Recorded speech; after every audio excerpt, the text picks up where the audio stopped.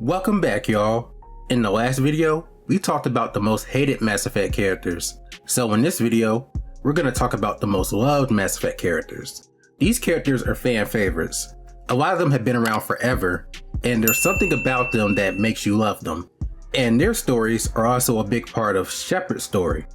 Before we get into the main list, here are some of the honorable mentions. Like the dishonorable list, these characters may end up on another list in the future. Starting off at number 5, we have David Anderson. I feel that Anderson deserves to be on this list because he was one of Shepard's biggest supporters, if not their biggest supporter behind the scenes. He was one of the few non-Normandy characters who believed Shepard about the Reapers from the beginning. I did feel bad for him when he had to step down from the Normandy so that we could have the ship to hunt down Saren, but he was still helpful in giving us information on Saren and leads for us to investigate. When we got grounded due to political BS, Wooker was there to help us escape. Putting Udina to sleep will never get old. In Mass Effect 2, even though he felt a way about us working with Cerberus, he still stood up for us against the Council because, despite our affiliations, we did save them and the Citadel, so bow down, jerks. But to me, Anderson's shining moment was in Mass Effect 3.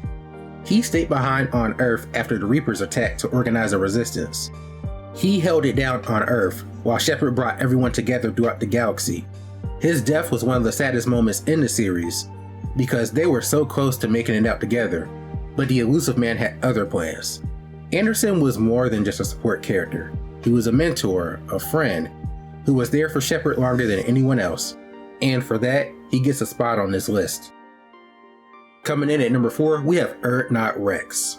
Wrex was one of the original members of the Normandy. Wrex provided a sense of security. I mean, the guy is a tank. You just felt safe with him backing you up. He was also the cool uncle of the group. But what really made Wrex such an awesome character is his underlying dedication to his people. When we talked to him early on about the Krogan, he would admit that he had given up on them a long time ago. Krogan society hit an all-time low after the genophage. Krogan became more tribalistic. They hired themselves off as mercenaries because it was better than wasting away on their own planet. They really saw no light at the end of the tunnel. Hell, his own father tried to kill him, so I wouldn't have blamed him for giving up. However, this wasn't entirely the truth. Wrex would try to help his race if he saw the opportunity. On Virmire, upon learning that Saren was developing a cure for the genophage, he was against the idea of destroying it, because the cure could free his people from the curse that they were under, even willing to turn against you if necessary. Thankfully, he could be talked down here. It wouldn't have been a good idea anyway. Those Krogan would have been serving Saren and the Reapers, and he wouldn't have wanted that. After the events of 1, Wrex went back to Tuchanka, where he ended up becoming ruler during a 2-year time skip, where his goal was to unite the Krogan clans and begin a better era for his people, although he faced some resistance to that plan due to some of his policies. If Bakara lives in Mass Effect 3, that gave him another forward thinker to his cause. It was awesome rolling around with him again in our efforts to save Tuchanka. He even saves you in the Citadel DLC. Talk about good timing. And he even joins your group for the rest of it. This entrance will always be awesome.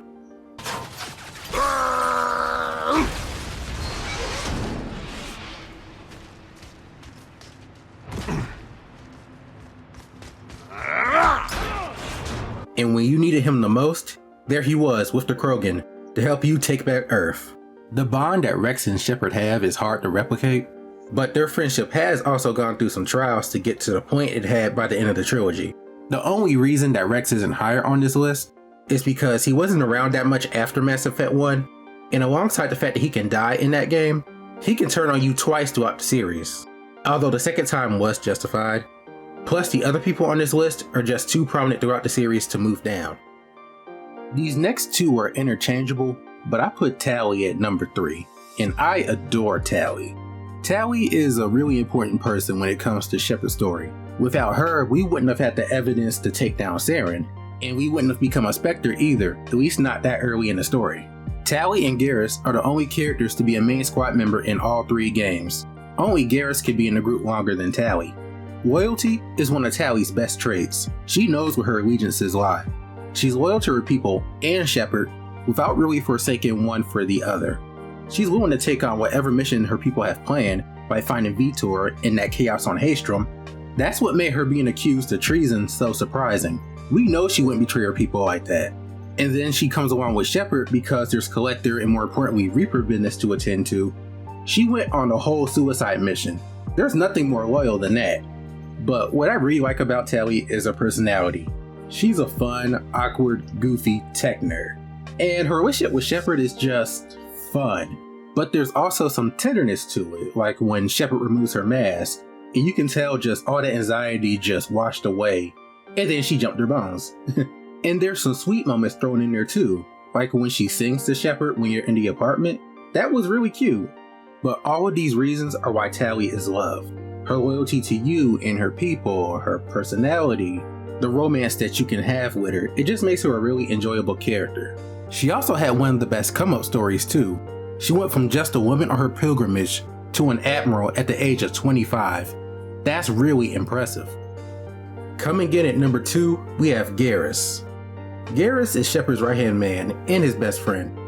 Garrus is one of the originals. He was there since the beginning, and since you get him pretty early in each game, Garrus can be with Shepard the longest out of anybody. That kind of loyalty is hard to come by. And over time, Garrus goes from a protege to a best friend to a lover if you're FemShep. Shepard's influence affects how Garrus sees justice. They make him think about how he wants to carry out his own brand of justice and morals. And I like this type of dynamic. The series had a few moments centered around this. Dr. Salion's mission comes to mind here, in that incident he had with Sidonis. He also has quite the come-up story, as he goes from being a cop to being one of the highest ranked people in the Turian military. He is on the list of potential Primarchs. He doesn't want to talk about it, but he's there. This evolution is one of the things I like about his and Shepard's relationship. By the time 3 comes around, Garrus sits on almost equal footing with Shepard. They've always had each other's backs. When Garrus was grieving over his squad and was trying to hunt down Sidonis, Shepard was there for him.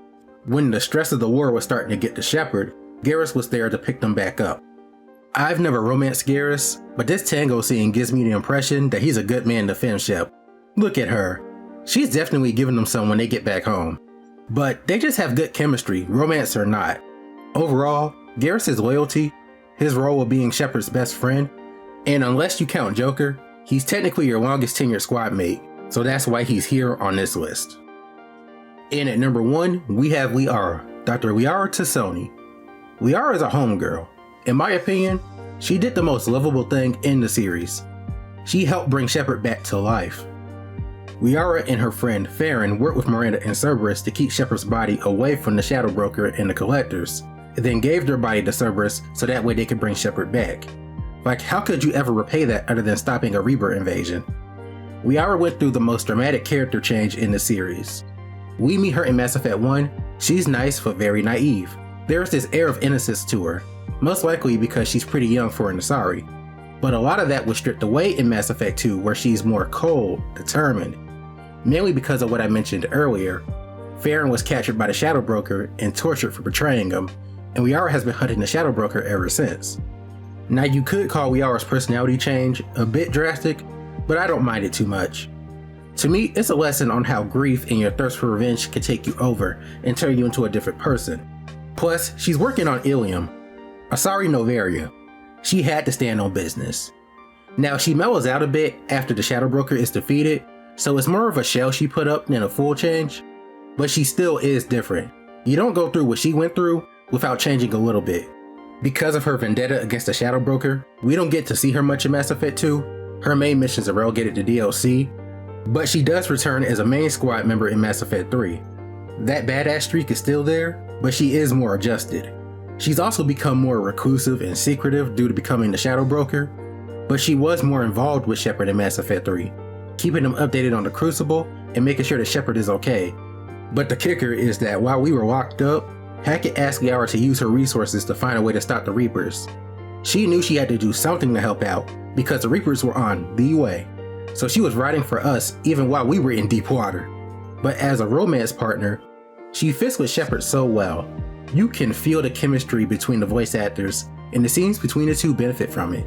If there's one word that could be used to describe their relationship, it's passionate. And without the romance, the relationship is still very close. You see a lot of that in Mass Effect 3. This scene where Liara writes Shepard's name in the stars within a record that she was working on, That was quite the gesture, and there was something beautiful about that. She may not have been a full ride or die like Garrus and Tali, but Liara makes up for her absence in Mass Effect 3. No one makes up as much a Shepard story as Liara, so that's why she comes in at number 1 on this list. Thank you for watching, guys. I hope you all enjoyed the video, and I hope I did a good job in explaining why these characters are loved. I did not expect my Liara portion to be almost 3 minutes. I guess I had a lot to say there. But what is your list of the most loved characters? Let me know in the comment section below. I would love to hear them. Feel free to like, comment, and subscribe, and I'll see you all in the next one. Peace. DJ Sonic Freak.